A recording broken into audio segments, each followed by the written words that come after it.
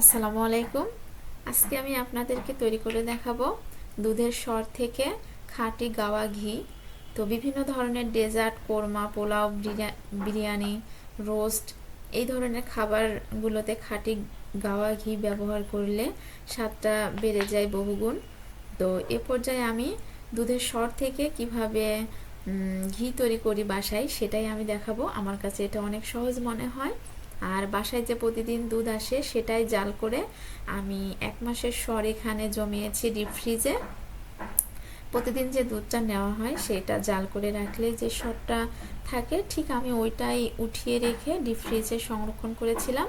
তো 1 মাস পরে আমার এটা সরটা জমে গিয়েছে। তো এই পর্যায়ে সরটাকে আমি একদিন আগে নর্মাল ফ্রিজে বের করে রেখেছিলাম। আর নর্মাল ফ্রিজ থেকে 1 ঘন্টা আগে বের করে রেখে এটাকে আমি ব্লেন্ডারের জারের মধ্যে নিয়ে নিয়েছি, যে অল্প সময়ের মধ্যে এটা ব্লেন্ড হয়ে যাবে, জাস্ট 1 মিনিটের মধ্যেই হয়ে যাবে। তো আপনারা চাইলে এটাকে শিলপাটায় বেটে একটা পেস্ট তৈরি করতে পারেন, অথবা ডাল ঘুটনি দিয়ে একটু ঘেটে নিতে পারেন। তো আমার কাছে খুব সহজেই তৈরি করব জন্য আমি ব্লেন্ডারের জারের মধ্যে দিয়ে 1 মিনিটের মতো ব্লেন্ড করে নিয়েছি। তো এ পর্যায়ে আমি এটাকে ঠান্ডা পানির মধ্যে দেব। তো এখানে কিছু আইস টুকরো নিয়েছি আর ঠান্ডা পানি নিয়েছি, যাতে খুব সহজেই বাটারটা আমি উঠিয়ে নিতে পারি। তো আমি ব্লেন্ড করা সেই মিশ্রণটি এখানে দিয়ে দিলাম। দিয়ে আস্তে আস্তে দেখুন বাটারটা ঠিক উপরে ভেসে থাকছে। আমি এখান থেকে উঠিয়ে নেব, নিয়ে আরও একবার ধুয়ে নেব, মানে 2বার আমি এই কাজটা করে নেব পানির মধ্যে। তো যতদূর সম্ভব এটাকে চেপে চেপে হাত দিয়ে পানিটা বের করে তারপর উঠিয়ে নিতে হবে। তো প্লিজ যদি ভিডিওটি ভালো লাগে চ্যানেলটি সাবস্ক্রাইব করে দিবেন, একটি লাইক দিতে অবশ্যই ভুলবেন না। তো এ পর্যায়ে আমি একটি প্যানের মধ্যে নিয়ে নিয়েছি সেই বাটারগুলো। তো বাটারটা নিয়ে প্যানের মধ্যে নিয়ে আমি চুলোতে দিয়ে দিলাম। তো চুলোর জালটা মিডিয়াম ফ্লেমে রাখতে হবে, হাই হিটে দেওয়া যাবে না। আর অনবরতে নেড়ে চেড়ে এটাকে আমি এটা যখন গলে যাবে, লিকুইড হয়ে যাবে, তখন চুলোর জালটা মিডিয়াম ফ্লেমে রাখতে হবে। হাই হিটে দিলে এটা নিচ থেকে পোড়া লাগতে পারে, সেক্ষেত্রে ঘিয়ের ফ্লেভারটা ভালো আসবে না এবং খেতেও ভালো লাগবে না।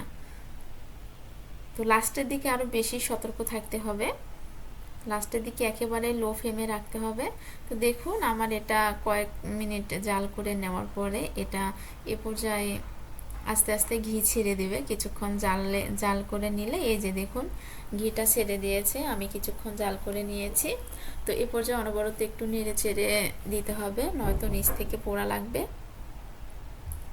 তো পোড়া লাগলে ঘিটা খেতে ভালো লাগবে না। দেখুন নাড়াচাড়া করতে করতে এটা ঘিয়ের যে ননি সেটা নিচে আস্তে আস্তে পড়ে যাচ্ছে আর উপর থেকে ঘিটা ভেসে উঠছে।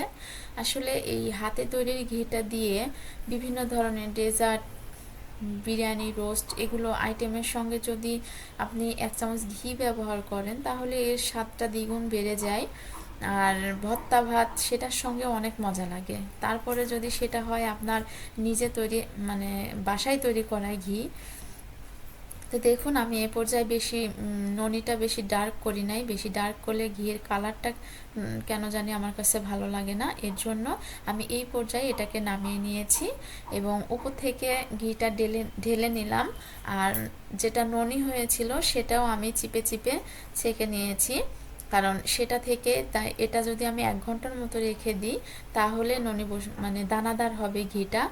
তো এই জন্য আমি ননি সহ এটাকে ছেঁকে নিয়েছি। এইটার ঘ্রাণ এতটাই মানে পুরো বাসা মম করছিল ঘিয়ের ঘ্রাণে। তো আশা করছি আপনারাও বাসায় ট্রাই করবেন। আসসালামু আলাইকুম।